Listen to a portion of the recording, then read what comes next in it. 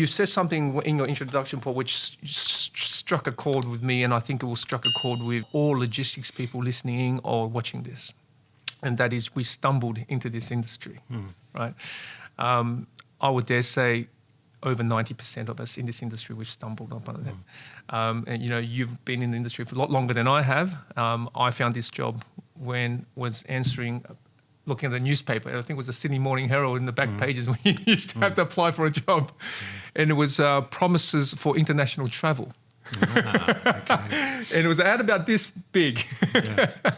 I didn't know what that was. And it turned out it was Fritz Flyway at the time. Yeah. And I was 21 coming out of university, and I was a salesperson. Or sales trainee role. Still didn't know what it was. And, just like you said, 6 months into it, still didn't know what the hell I was doing. Yeah. So it definitely, I think that has been the recurring trend that I personally experience, and also speaking to folks such as yourself, continue to hear. And I feel that because of that, this is why our industry haven't been as robust as required, because we don't have really what you call a motivated workforce. Yeah. If you're stumbled into something, you're not really motivated to do better. No. And the world's moved on. The requirements from the other side, the customer we serve, they've gone, more advancing their requirements. And our industry have always somewhat lagged behind it, always trying to play catch up. And it's not because we don't want to, it's again, going back to the workforce. And my personal views is that, without advocacy, which is you're doing, without promoting the industry, without any self-interest, but literally just promoting the industry, we're not going to improve the talent pool, right? We were at a supply chain awards last week in Melbourne, and it was really good to hear, about the folks that was at that table. There was a lot of industry captains in that room, and it was good to just hear that slowly they come and say that we need to, educate a bit more, improve the education. And there was also a representative from TAFE, I recall, from New South Wales, that was there as well, which is great. But for me, I think we need to go a little bit deeper, or rather a little bit earlier. Instead of going TAFE and university, we should be going to the high schools. No, I agree. And dare I say it, primary schools. Because, one of the jokes I always, have fun with my guys, I said, you've heard kids go in the front of the class telling everyone that they want to be a fire engine driver, a train driver, a truck driver, right? Well, that's closest to what you're going to hear to logistics. Oh. No one's going to stand in front and say, well, I want to be a freight forwarder. No, look, you're spot on. It's really, it's an unknown industry, really. And look, as terrible as the last couple of years have been with the pandemic and the supply chain issues, probably the only good thing about it is it's put us on the map to a degree. Yeah. We've had a lot of media coverage over the supply chain issues, and things that people take for granted. They're now thinking, well, how do things get onto our shelves? Exactly. And how do things come in and out of the country? And to be honest, it's a miracle that it does. But it's really only achieved just because of the professionals like yourselves and others in the industry. What you do to navigate through these crazy processes that we've still got, whether it's, moving containers off the wharf through to, even dealing with our regulatory agencies, it's bloody hard work. Yeah. And it is a real professional service that makes it all happen. Yeah. It's a big challenge to try and translate that into getting kids to want to be in this industry. But it's something I think I agree. It needs to start at high school. Yeah. And that's something that we're actually talking to a couple of different entities about, some possibilities of going down that path, but not easy to do it without some significant funding as well. Yeah. So there needs to be some form of, I guess, again, what you do through your advocacy, through your representing the industry, start from the younger talent to create that robust, tighter group of professionals so that we can keep away the riffraffs that ultimately strips away at the very essence what it is to be a freight guy. Yeah, look, we talked about it earlier, that like we used to have the situation where your apprenticeship into the industry would be like what I said, what happened to me. You'd be a runner. Yeah. You'd just be purely handling, but even handling the documents, you became familiar with them, and there was a succession plan. And then if you had a bit of nous about you, you would become a compiler and start assisting the licence broker. And there was a succession plan. Yes. We've lost a lot of that. So again, technology sort of has worked against us there because we've got electronic delivery orders and all the rest of it. And then a lot of the data entry type work that was a part of that apprenticeship is now either being done offshore or even being done by bots. And I don't really understand how they work, but somehow they can automate that function. Yeah. So even the offshoring is now becoming redundant to a large degree with the likes of technology that's overtaken that. All great, all creates efficiency, means you can do the work at a lower price, but we have lost that traditional layer. What we need to do now is sort of reinvent, and what's the new apprenticeships going forward? And it'd be even interesting, like even from your business operations, like how you've been able to manage that. Again, then we are going to chase this rabbit all the way into the hole. Yeah, and we're going to be here for weeks, Paul, because this is exactly what I think about on every day. Maybe an anecdotal story here is this. Prior to COVID, we've always, since 2015, we've always ran an internship program.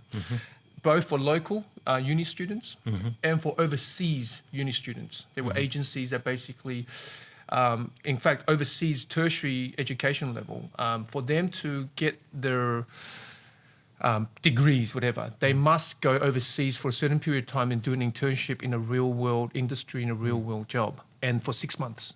So we always had spots available for these interns from overseas. So we have folks from Germany, from Netherlands, from France, you name them, we've had them. And they're just a different ball game altogether. You know, the quality of the people that's coming through.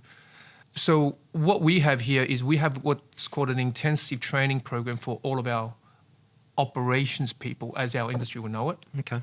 But we don't have a customer service or operations department. They're combined as one. So these folks are not assigned tasks, they're assigned customers. But we teach them all of the building blocks for them to be able to do that.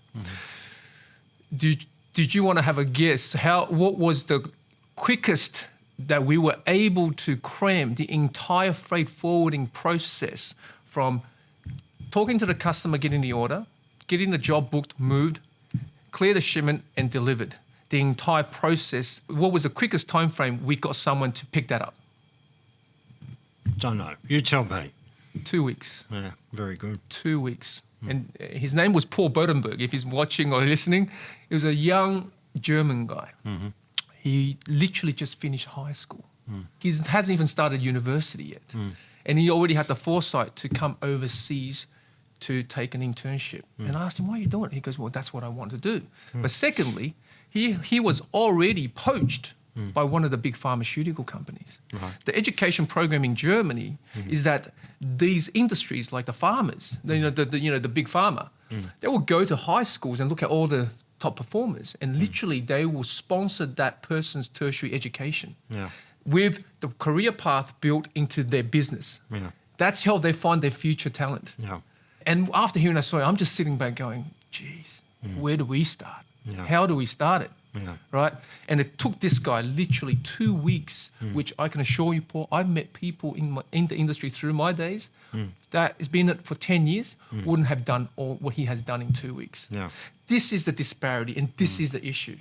Like, again, Paul, this is my favorite subject to talk about. I love this industry, and your advocacy is really what, I feel has to be fundamental to, and it fits in like beautiful Tetris game. It has everything fitting together.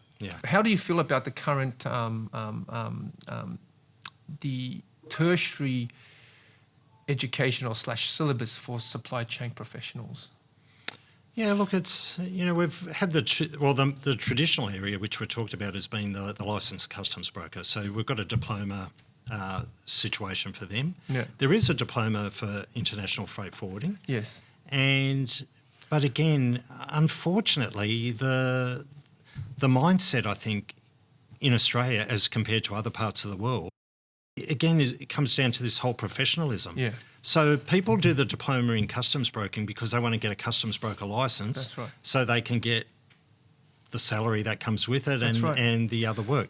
The freight forwarding diploma hasn't had the same type of uptake because it's not got that same regard as what it has in other parts of the world. Coming back to what attracted you to the industry, the advertisement to travel the world, the freight forwarding diploma should be of interest to young people because it potentially is their ticket to work in freight forwarding in other parts of the world. They could say, yes, we've worked here in Australia and I've used this software product and I've done this and that, but unless they've got that bit of paper behind them and the discipline that goes with that, we're probably lacking a bit there. But I think, again, we're talking to providers and looking at the concept of from school through to these diploma qualifications that exist now, through to higher education again. And you mentioned WiseTech before too. I know we've had some personal dealings with Richard White from WiseTech. He's passionate about training, whether it's training in the tech area, but it's also where he's a very wealthy man and he's committed a lot of his personal funds to training in this area. But he's also doing it in the industry too. He's commenced now and developed put together a team to do the WiseTech Academy, which is doing all the compliance stuff around DGs and all of that, but also doing the customs brokers diploma, the freight forwarding diploma, and will ultimately look to have that interface with universities. Now, ideally, you're going to get other training institutions as well look at that, compete with that, and like with anything, competition is what really drives innovation. The best. And we need competition in that space. But to the credit of the WiseTech and the Academy, they're taking a lead in that space. And we're working quite closely with them on a lot of different initiatives. And the big bonus that they've got too is that they've got a bit more wealth than FTA to perhaps drive some of these things. Yeah, well, I remember when WiseTech was a much smaller company when I first joined the industry in the late 90s. And I recall back then there were a lot more collaborative because they were getting the smarts. They used to send teams into the freight forwarding operations department. And I remember there used to be a WiseTech person. They used to sit next to the operator, literally writing down pen and paper, what you like, what you don't like, what would you like to see, back when they were still trying to carve up, and understanding of what it is, how things should function, So I've definitely seen them sort of, go from where they were to now, which is a huge success story for an Australian tech company. And it's things like that that inspires me, because this is where we need to be, but it needs to still come from not just in the tech area, but from every area. You're not going to develop good tech if you're not passionate about logistics. How do we inject that passion into logistics? Look, like you said, it might be the paradigm. As the industry changes, and like you said, it moves away from glorified data entry to the need to bring in smart people who are given the opportunity to innovate and to come to you and go, why are we doing this? Why don't we do that? And I think. But that will, and again, maybe that's where the smaller forwarding companies have that ability to pivot, as you said, and actually be innovative rather than just being a factory.